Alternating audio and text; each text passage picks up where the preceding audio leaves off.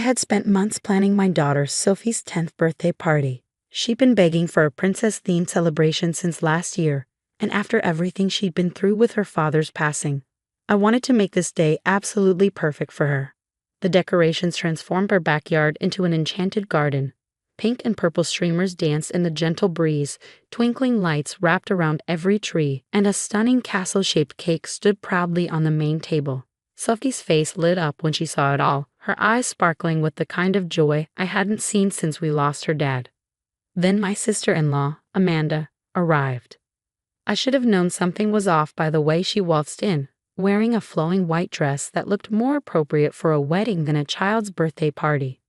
But I was too focused on Sophie's happiness to pay much attention to Amanda's usual attention-seeking behavior. The party was in full swing, with kids running around playing princess-themed games when Amanda clinked her glass and grabbed the microphone we'd set up for the birthday announcements. "Everyone, I have wonderful news," she practically sang, positioning herself center stage. "Brandon and I are expecting. I'm going to be a mother." The adults in the crowd turned to her, offering congratulations, while Sophie and her friends stood frozen in the middle of their game. I watched my daughter's shoulders slump as all attention shifted away from her special day. But Amanda wasn't finished. "Since this is such a momentous occasion," she continued, her voice dripping with fake sweetness, "I think we should turn this into a proper celebration. Emily dear, why don't we put away all these childish decorations and make this a real party?"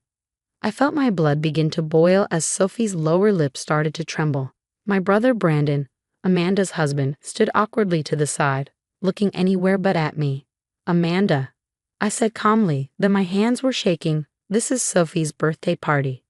We're not changing anything." Her face darkened.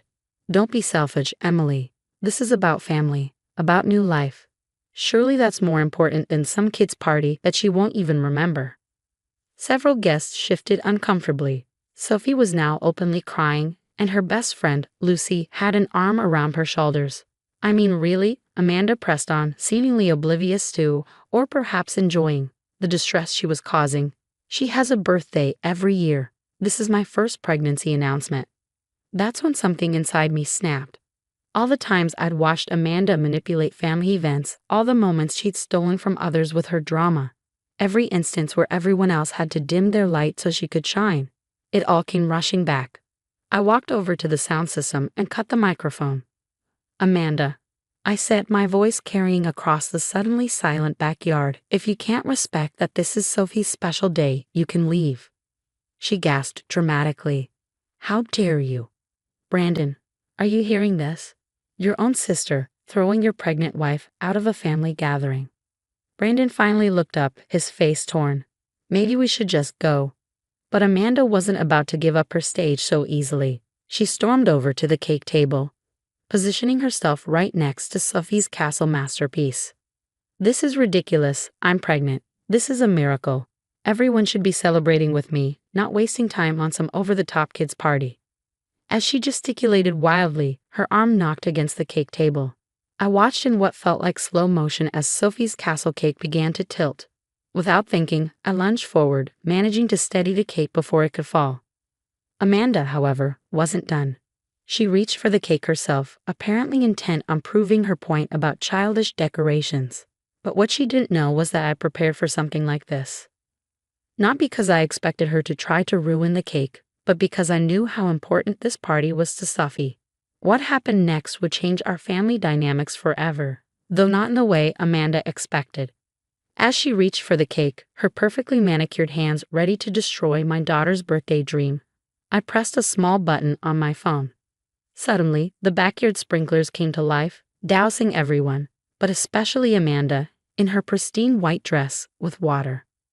The kids squealed with delight, immediately turning the unexpected shower into a game.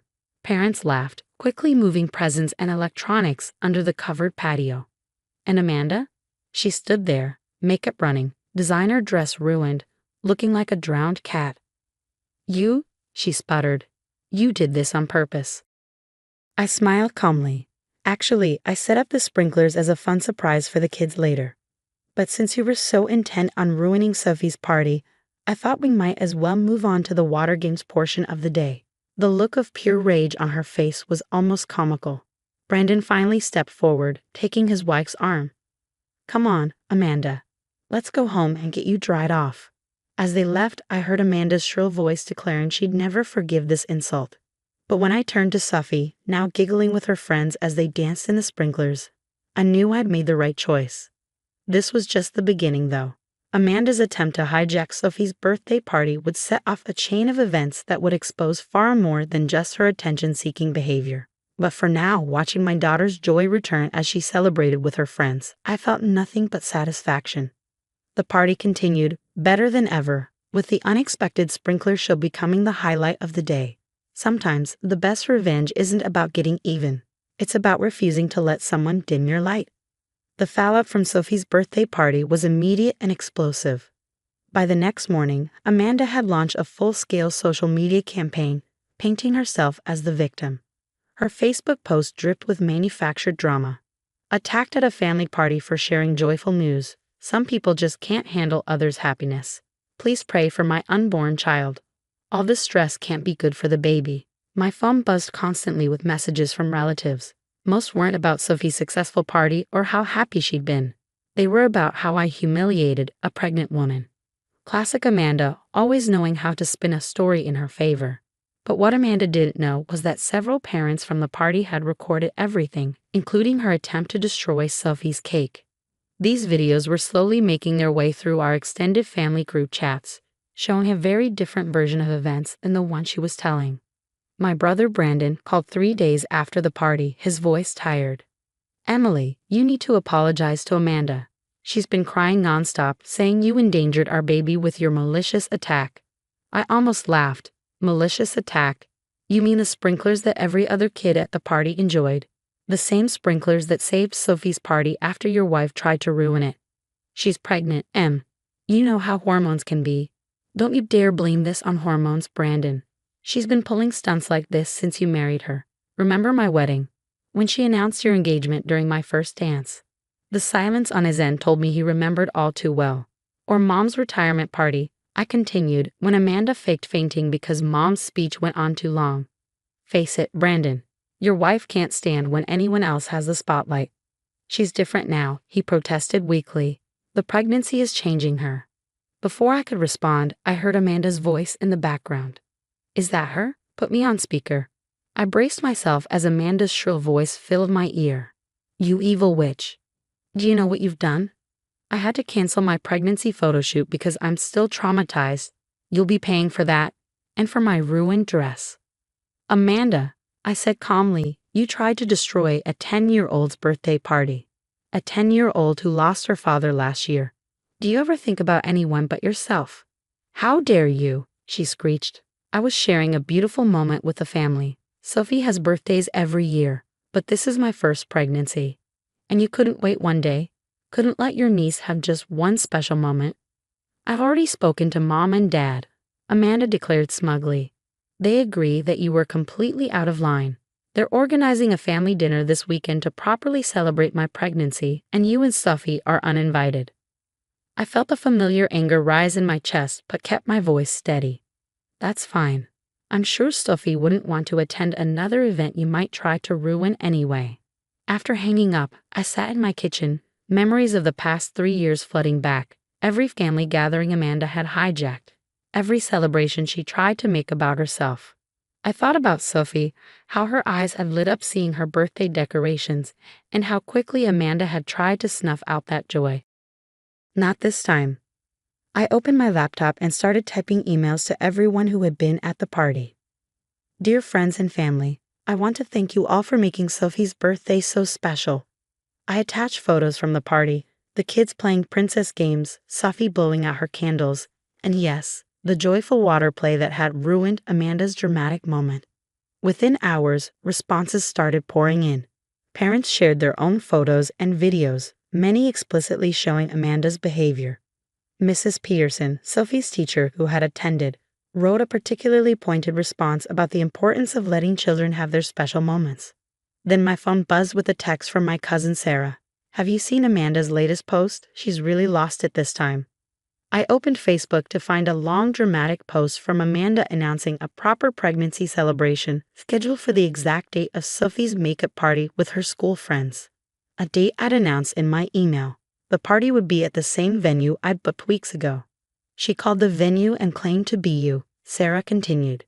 Said she needed to change the booking to her name. They called me to confirm since I'm listed as the backup contact. Don't worry, I set them straight. I stared at my phone, a mix of anger and disbelief washing over me. This wasn't just about attention anymore. Amanda was actively trying to hurt Sophie. First the birthday party, now this. But as I read through the comments on Amanda's post, I noticed something interesting. Instead of the usual chorus of sympathy she typically received, people were asking questions. Isn't that the same date as Sophie's party? Why not choose another date? Did you already announce your pregnancy at her birthday? Amanda's carefully crafted victim narrative was starting to crack, and she didn't even realize it.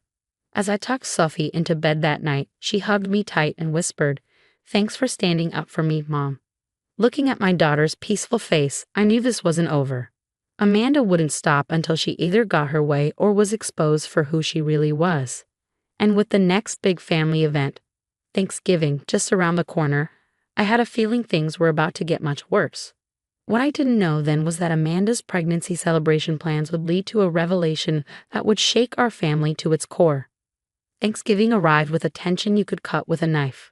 Mom had insisted on having everyone over, claiming we needed to heal as a family. Meanwhile, Amanda had spent the weeks leading up to it posting daily pregnancy updates, each more dramatic than the last, while simultaneously spreading rumors that I was jealous of her impending motherhood. I almost didn't go, but Sophie convinced me. "We can't let Aunt Amanda win, Mom," she said with a wisdom beyond her years. We arrived early to help with preparations, only to find Amanda already there, wearing a suspiciously large fake bump for someone supposedly only 3 months pregnant. She was directing everyone like a general, demanding specific seating arrangements for the expecting mother's comfort. The first sign that something was off came when my cousin Maria, an obstetrics nurse, asked Amanda how her first trimester screening had gone.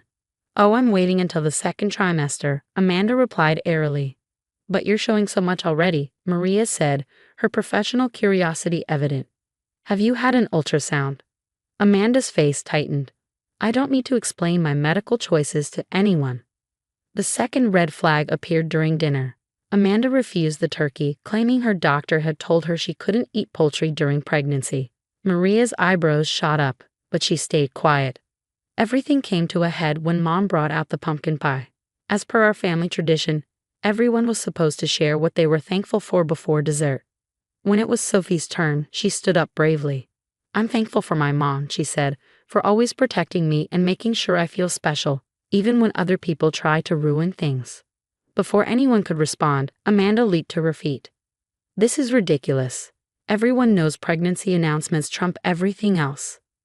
I should be the center of attention. I'm carrying a miracle." That's when Maria finally spoke up. "Are you really, Amanda? Because everything you've said about your pregnancy goes against basic medical science." The room went dead silent. Amanda's face turned crimson. "How dare you question my pregnancy? Brandon, are you going to let them attack me like this?" Brandon looked uncomfortable. "Actually, Amanda, I've been wondering, you haven't let me come to any doctor's appointments." Amanda grabbed the turkey platter and hurled it across the room. "I deserve all the attention. I'm pregnant. I am." In her rage, she accidentally bumped hard into the table. Her baby bump shifted noticeably to the side. Mom gasped. "Amanda, is that a pillow?" The next few minutes were chaos. Amanda tried to run, but her fake bump got caught on the table corner, pulling her shirt up to reveal the elaborate padding underneath. Brandon's face went from confusion to horror to anger. Dad had to sit down, his hand over his heart. "I can explain," Amanda shrieked, but it was too late. Her lies were literally unraveling in front of everyone. "I found these in her drawer last week," Brandon said quietly, pulling out a stack of papers. Receipts for pregnancy tests, all negative. I wanted to believe her when she said they were old, but... "Get out." Mom's voice was ice cold. "Get out of my house." Amanda tried one last time. "But my pregnancy celebration next week." "There is no pregnancy celebration. I interrupted, just like there was no real pregnancy. It was all just another attempt to steal attention, wasn't it? Just like at Sophie's party. Just like at every family event for the past 3 years. Amanda fled in tears, leaving Brandon behind. The silence that followed was deafening. Later that evening, after things had calmed down, Maria approached me with a hug. I'm sorry I didn't say something sooner. As a medical professional, I knew things weren't adding up, but I wanted to give her the benefit of the doubt. Mom was still in shock. All those baby gifts we bought, the nursery we helped her start planning. I'm filing for divorce, Brandon announced, looking both devastated and relieved. I can't be with someone who would lie about something like this. Sophie, who had watched everything with wide eyes, tugged on my sleeve. Mom, does this mean I can have my makeup party without Aunt Amanda trying to ruin it? I hugged her close. Yes, sweetheart. I think Aunt Amanda won't be ruining any more parties. As we drove home that night, I thought about how Amanda's need for attention had finally backfired. Her biggest lie had exposed all her other manipulations, and she'd lost everything she had tried so desperately to control. 6 months later, Brandon was divorced. Amanda had moved away, and our family gatherings were peaceful again. Sophie's makeup party was perfect, filled with laughter and joy, and not a single dramatic announcement. Sometimes the truth has a way of coming out, even if it takes a fake baby bump falling off at Thanksgiving dinner to reveal it.